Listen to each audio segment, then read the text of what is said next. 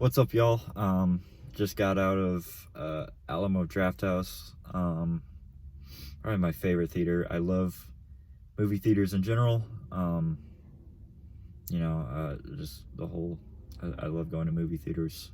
Um, if I had to pick a favorite, probably be Alamo. Just they never fail to disappoint when it comes to theater experiences. But again, I say again because this is my second redo. I failed at the first video. Let's not get into it. Just a lot of really weird pauses and stuff. And maybe you'll understand after I tell you what movie I watched, which you know because you clicked on the video and that was the title. Zone of Interest, by Jonathan Glazer. This is my second movie I've seen by him. I saw Under the Skin a couple years ago. And I wasn't a fan. I shouldn't say I wasn't a fan. Under the Skin did not wow me as much, or I did not enjoy as much as other people tend to. Maybe I just wasn't focused, wasn't in the right headspace. Maybe I need to revisit it. Zone of Interest, though, wow. I don't even know where to begin. This is why this is such a hard video to film, or a hard review to do, is because I don't know how to talk about this film without saying go watch it. It was a packed, I think it was close to a sold out screening for me personally. And I don't know if that's just because it's the weekend or because Alamo, the whole experience is so good that it usually sells out or whatever. I was really happy to see that though, because this movie didn't seem like, from the trailers alone and what finally seeing the movie, it doesn't seem like a movie that would sell out screenings, you know. It's not a big Marvel movie. It's not, an action movie. It's just a really independent kind of fly on the wall film regarding Auschwitz and the Holocaust. But I was happy to see it was packed out because without getting too much into details, I think this is a really important movie. I won't say, how do I phrase this? It's a really important movie to go see, subject matter wise, because this was a horror movie without being a horror movie, if that makes sense. Like, it's a horror movie where you never necessarily full on see the horror that is going on within the story, within the film. You can hear it, you can almost smell it, and you can sense it, but you never actually see it. We focus on some children playing at the poolside, a mother doing gardening, some maids cooking a meal, nice pretty flowers, a dog, smiling, wagging its tail, having a good time.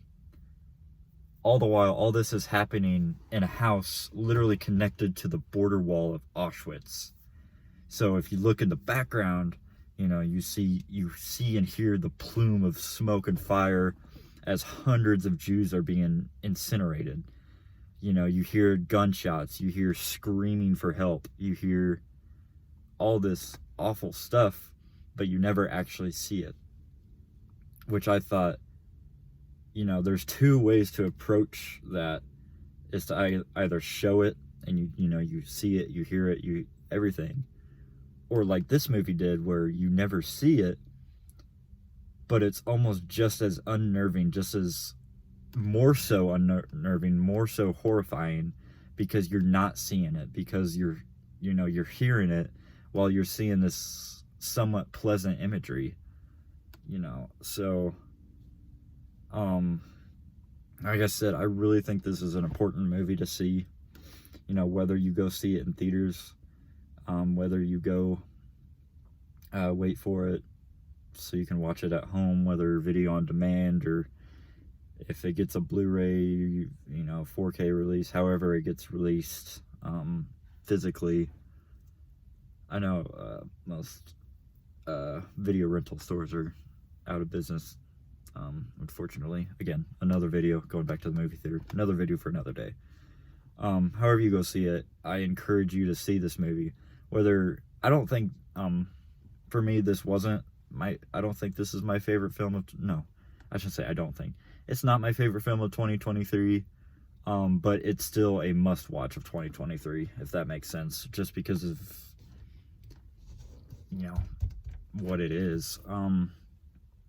Also, I'll say, if you're a sound person, if you really appreciate good sound mixing, score, the way sound moves you, affects you while you're watching a film, this might be your favorite movie of 2023 or of the decade, because the sound I usually don't notice.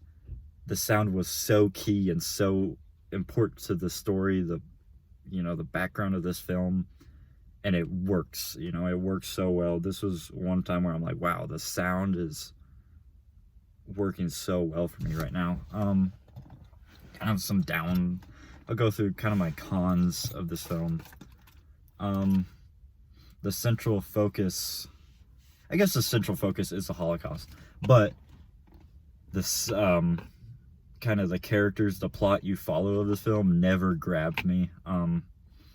I never cared about or found any interest in the characters and their kind of relationship that you follow throughout the entirety of this film. I didn't care about them.